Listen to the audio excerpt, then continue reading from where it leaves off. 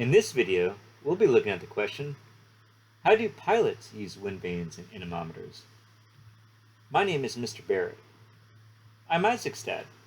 In addition to being Isaac's dad, I'm a professional pilot and flight instructor, flying airplanes, seaplanes, and gliders. Pilots love wind vanes.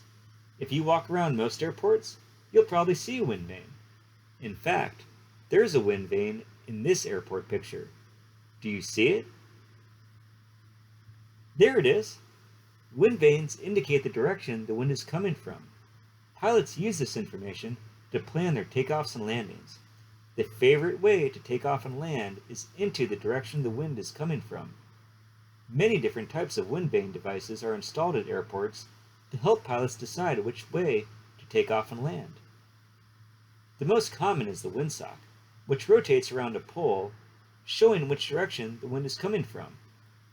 In addition, it shows the speed of the wind. If the wind is light, it will hang down limp like the windsock on the left. If the wind is strong, it will extend out like the windsock on the right. The wind tee is another wind indicator used by pilots. It looks like an airplane, which is always pointed into the direction the wind is coming from, like a wind vane.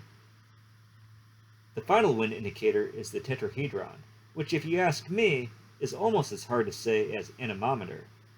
Like the wind vane, it rotates to always point into the direction the wind is coming from. A pilot can look at these wind vane devices before their takeoff and landing to figure out which way to go. But what if you're on a floating airport, like this aircraft carrier? Does wind direction and speed matter then? You bet! How do you think they measure wind direction and speed on an aircraft carrier? If you answered a wind vane and anemometer, you're right. Either installed on the ship or handheld like we see here, the spinning cups of the anemometer and arrow of the wind vane tell the wind speed and direction. The captain will then steer the ship into the wind to help the airplanes take off and land from the aircraft carrier.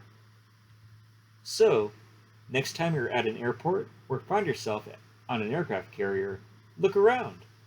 You're certain to find many ways that pilots use wind vanes and anemometers to help plan their takeoffs and landings.